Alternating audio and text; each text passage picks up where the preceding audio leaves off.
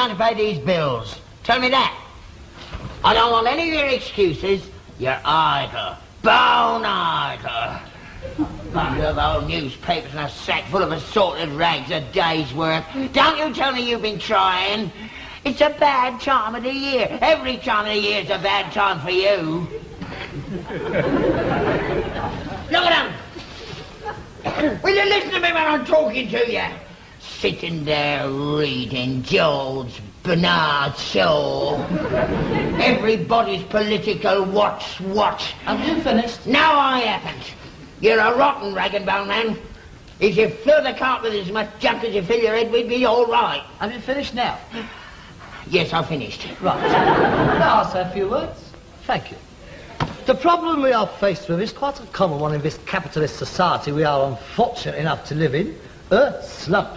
Or, as the right-wing word jugglers prefer to call it when they are in power, a petty trade recession. Thus, avoiding any unpleasant memories of Jarrow, hunger marches and miners getting shot and so on. Oh, good. Here we go again. 3 quick choruses of the red flag. Come on, comrade, let's have ya. The workers' flag is deepest red, stained with the blood of workers dead. If you did somehow, I wouldn't mind. You're a traitor! You're a traitor to the working class! Who is? I'm no worker, mate. I'm a capitalist. Always have been. I got my own business. I don't want to be nationalised. Why didn't you have a revolution in 1926? That's what I want to know. The general strike. Why didn't you take our opportunity and overthrow them? I mean, we could have had it. Equality for all. And I would have had a chance in the world. We wouldn't be sitting here worrying about bills. Why didn't you revolt, Dad? Where was you? Me? I was making a fortune in 1926. Selling everything there were.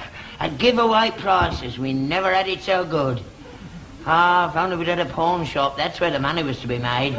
Still, you can't have everything. Oh, what's the use? All right.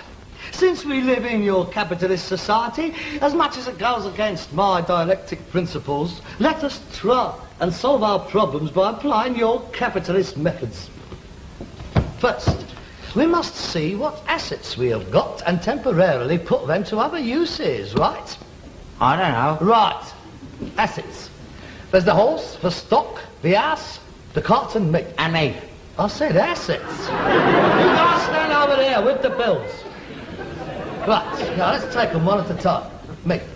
Well, I'm the brains of whatever we go in for, so that's me taken care of. For stock. Well, obviously we can't flog that, otherwise we wouldn't be facing this problem. The house. We could sell that and buy a tent or something. I ain't living in no tent. That's not the sort of response I expected from an ex-Boy Scout. One of Baden Powell's originals. I'm 66. Well, the spirit soon dies, don't it? You're a disgrace to your woggle. That leaves us the horse. The horse, of course. Our problems is solved. I shall put Hercules out to stud. Oh, yeah. I shall get on to Captain Boyd Rochfort first thing in the morning. Oh, the Bloodstock Club will go potty when they hears about me. I can just see his offspring now, dragging themselves round Aintree, eating their way through the jump. Is that all you have to offer? I thought you was being serious. Serious? Don't make me laugh. That's what I'm trying to tell you. We've got nothing, mate, nothing. We're derelicts. We've had it. We're doomed. Look at us. We're dregs. That's what we are. Dregs. The lower depths. Straight out of Gorky. He could have been writing about us. Dead Gorky, we are. Well, it won't get any better with you just sitting there sneering. Do you know what's in the larder? Don't tell me. Let me guess. Skinny mice. Very funny. You have me in stitches, you do. Harold, we've got to do something. And if you won't help, I'll have to think of something myself. Oh, yes, go on. You do that. Let us see you work an economic miracle. Come on, let's see the phoenix rise from the ashes. A 28-storey office block, and down the side in big lights, Steptoe and Son. And on the top, a statue of Hercules. 20-foot high, done in gold, to remind us of our humble beginning. Oh, this is a moment for posterity. The birth of the Steptoe Empire. Oh, look at him. Those shrewd eyes. The majestic curve of that forehead. The most noble ragman of them all. Julius Steptoe. The golden age of Totting is about to begin. Can this merchant prince save us from destruction? It's coming. It's coming. I've got it. We're taking a lodger. My God, no! It's too much. I can't comprehend it. I mean, it's too big for small minds to take in. I need time. Take in a lodger. Do you think it's a good idea, then? I think it's a diabolical idea. Why? I'm having strangers travelling over my house. Not your house, it's my house. Well, I live here as well. Well, can you think of a better idea, then? Come on. You've been taking the mickey. Let's hear from you. Well... Yeah. All them talking now ideas. Well, I've made up my mind. I've decided we take in a lodger. We are not taking in a lodger. I mean, apart from anything else, we've only got 2 rooms, mine and yours. Yeah, I thought about that. He can sleep in yours. Well, where am I going? You can sleep with me. I sleep in the same bed as you. Oh, you are joking. And once those great boots come off, being in the same house is a testament to it. I want my own room. I'm at 30, whatever I am. I'm entitled to my own room. I mean, a man wants a little bit of privacy. Why? What do you do then? I don't do nothing.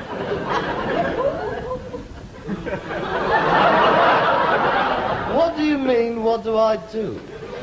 Well, if you don't do anything, what do you want to be on your own for?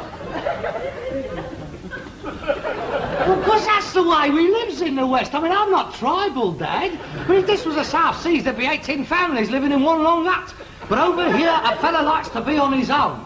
Except if he's got a bird. Which is another reason why I want my own room. You haven't had a bird up there, have you? Well, no. Well, I can live in hopes. I mean, there's always a first time, isn't there? And what's the point of me spending half the evening trying to lure her up there, knowing full well you're sitting up in bed picking your toenails? Oh, my mind's made up. I'm putting an advert in the sweet shop window. To let. Room in fashionable Mews Cottage. Clean linen, suit professional person, £5 a week, no wogs. I might as well be frank with you, Father, seeing as you are determined to force the issue. The moment a lodger steps into this house, I step out. What do you mean? It's quite simple, I'm off. Why? That advert is a calculated insult. Oh, you mean a bit about the wogs? I can easily cut that out. No. I don't mind having a wog in here if you feel strongly about it. There's good wogs and bad wogs, same as that, I suppose. I was only trying Don't to... keep going on about wogs. It's me you are insulting, me. I never called you a wog. You know what's on your brain, mate. Look, that advert is tantamount to a vote of no confidence in me. What are you talking about? I'm the breadwinner in this house. By taking in a lodger, you have in one foul swoop completely negated my being here. I mean, you don't need me. I mean, that relegates me to nothing more than a Joe Ronce. I'm sorry, Father. You're going to have to choose. It's either him or me. You don't mean that, Al. I do. I mean, I've done my best, but as apparently that is not good enough, there's no further point in my staying here. Oh, well, you can do what you like. If you want to go, you go. I can manage without you. £5 a week from the lodger and a bit of business I can do in the yard keep me going. I don't need you. It's come to a head then, ain't it? If you like. Right then. When are you going then? As soon as the lodger comes. I'll stay until then. I'll give you a fair chance. I see. Well, I better go and get this advert put in, hadn't I? Yes, go on. You do that. Go on. I'm going. All right then. I will. Good. Where'll you go? Don't you worry about me, mate. You look after number 1. Don't pay worrying about other people. Oh, I found that out to my cost. You spend half your life looking after somebody else, and as soon as things get a little bit empty, you get slung out. I'm not slinging you out. Now, let's go into that again. You can't put your advert in. I will.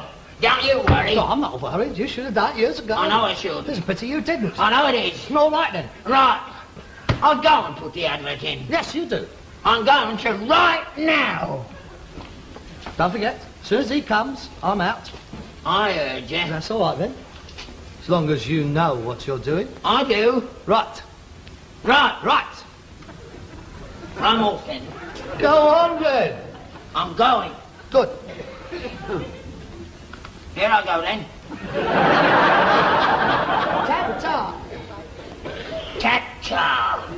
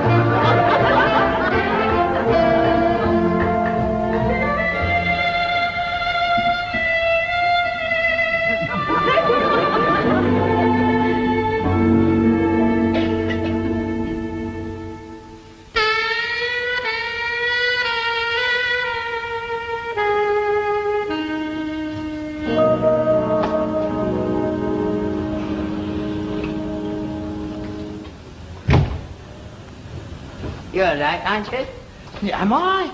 Oh, I've been so busy, I haven't had time to think about the time. It's gone 7:30. You have worked hard, haven't you? Yeah, I should fetch about 10 quid, that lot. That's 2 weeks' rent for the room, isn't it? Have you had any inquiries about the room yet? No, not yet. Oh, really? I would have thought they'd have been round like flies round a dustbin. I mean, the housing situation being what it is. Don't worry, early days yet, they'll be round. I expect it's the cold weather stopping people from coming out. Yeah, I expect that's what it is. It's a bad time of the year for room letting, I would have thought. Ah, you have done well, best day you've had in weeks. Here, this is good, isn't it? That is a real Scots kilt, that is. That is a hunting Stuart. There's yards of material in that. Now, I fought with this lot in the 1918 war. Ladies from hell, the Jerrys used to call them. I had a photo took of myself in one of these. Did you ever see that photograph of me in the kilt? Oh, very sexy. Like a little Andy Stewart, aren't you? I don't recommend wearing that one, though. I mean, it's got a few holes in it. Still, they make lovely curtains for the lodger's room when he comes. Aye, that's a nice chair, isn't it? Victorian. Victorian? Don't be daft. That's Regency, that is, mate. That's never Regency. Of course it is. I mean, that belongs to the Prince of Wales, that did. Look, it's got his feathers on it. Never. It's Victorian. And what do you know about antiques apart from being one? Now, don't you talk about that. I know me furniture, and that's Victorian. Regency. It's wormy. Where? There. That's clever, isn't it? 150 years that chair's lasted till you come along. 'Twas full of woodworm. Well, it could have been done. You were, that's for sure. Hey, that chair's been on the cart. I've told you before about putting woodworm stuff on the cart. You know what they are when they get their teeth going? Here, get that chair burned before they march into the house. Hey, come on. Come on. Give me that. Go on. Give me that. Eat your taller. Go on. Straight up the stairs. Go on. Wait a minute. Have a change of diet. Have a go at him. Go on. Go on. No, you want to be sitting next. Come here, will you? You're mad. You're potty. I am potty. Potty to spend my life working for you. Working? That's a laugh. Last 3 days, the hardest day's work you've done in 3 years. And don't you think I don't know why you've been doing it? What do you mean? I know you. You've been trying to get around me. Trying to make me change my mind about having a lodger. All that old chat about only stop him till he comes. You made sure he didn't come, didn't you? I saw you take that advert out. I watched you. I knew you'd follow me. I can read you like a book. You have let me flog my guts out for 3 days, knowing full well there was no lodger coming. Well, you know there wasn't one coming as well. That's beside the point. I didn't know, but you didn't know. You've been watching me. You've been laughing at me. You're sadistic, you are. A proper little mucky sad, pouring the hot wax into the wounds. Well, that's it, mate. I've had it. I'm finished. You better go and put that advert, mate, because you're going to need all the lodgers you can get. Harold, wait. You've done some horrible things in your time, but never nothing like this. Oh, there's something very unhealthy about you. If I was you, I would go and have psychiatric treatment, mate, before it's too late. I should imagine you've been very interested in your case. Harold, we've had rows before. Row? Row? This isn't a row, Dad. This is far worse than a row. You have robbed me of my dignity. That's something we cannot gloss over. I'm sorry, Dad. Listen, Harold. I shall leave first thing in the morning for the hostel. As soon as I have found a job and an apartment, I shall send back for my things. Oh, and good luck with your lodger. No doubt you will get on better with him than you do with your own son.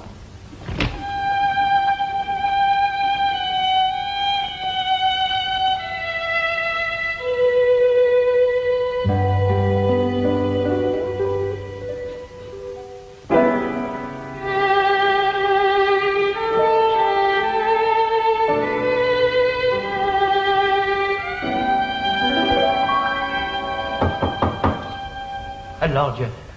I hope this one takes it.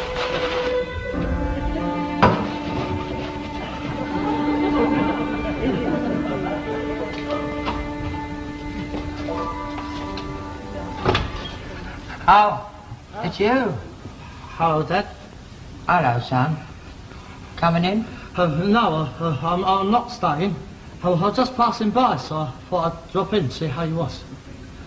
Oh, I'm fine. And you? Oh, yes, very well, thank you.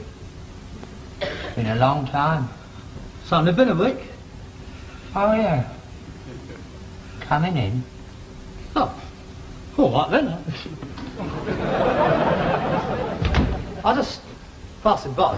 I just dropped in to see if you wanted any money or anything. No, I'm anything nice to thank you. I was just having me dinner. Yes, I thought I could smell fish and chips. You have some? Oh, well, that's very kind of you. But I was going to go back to my apartment to eat. But, well, if there's any going, I might as well join you.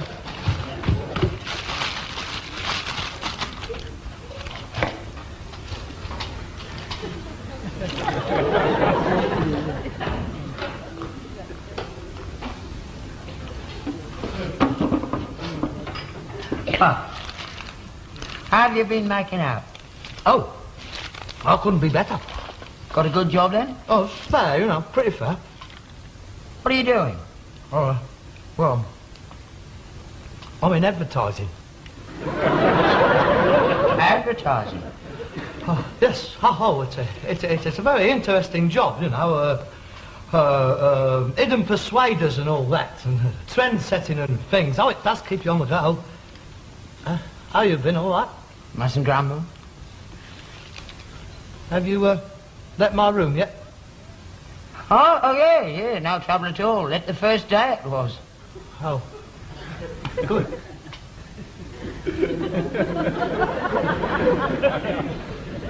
How's Hercules? Fine. He misses you, I think.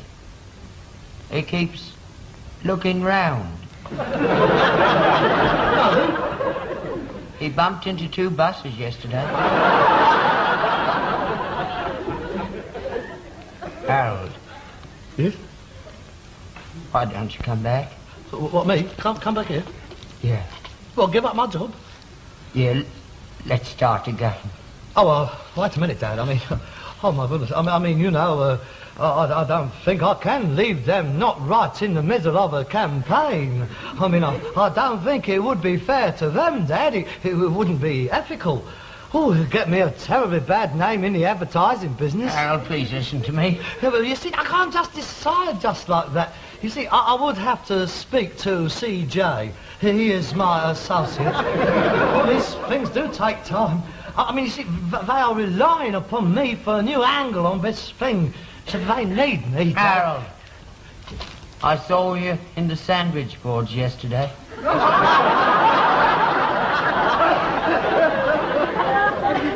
I saw you in the sandwich boards in Orchard Street, handing out pamphlets. I saw you, Harold, advertising that Indian restaurant.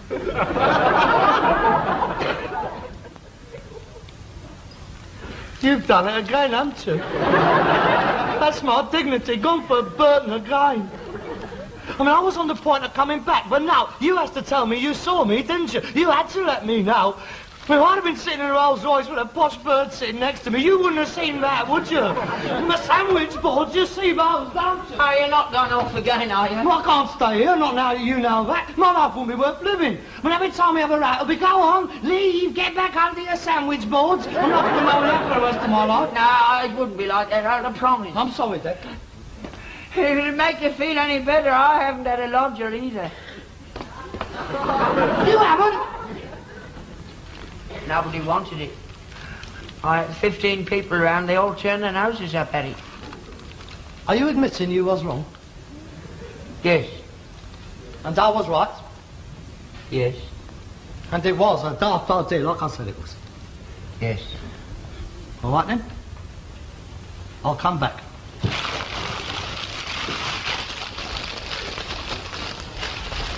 Honour has been satisfied. I mean, this makes you look as big a Burke as me, don't it? Right. Fetch me my George Bernard Shaw.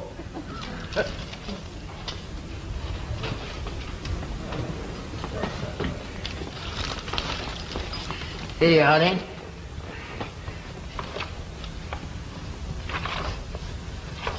I think I'll just nip down to that sweet shop in the morning and take that advert out of the window. You needn't bother. I took it out on the way over. You knew I didn't have a lodger. Of course I did. You rotten underhand little bleeder. That makes us quits, don't it? You'll be back on the round in the morning. Right. What time do you want calling? Oh, 10:30, 11 o'clock. Lazy git. Yeah? Good night. Good night.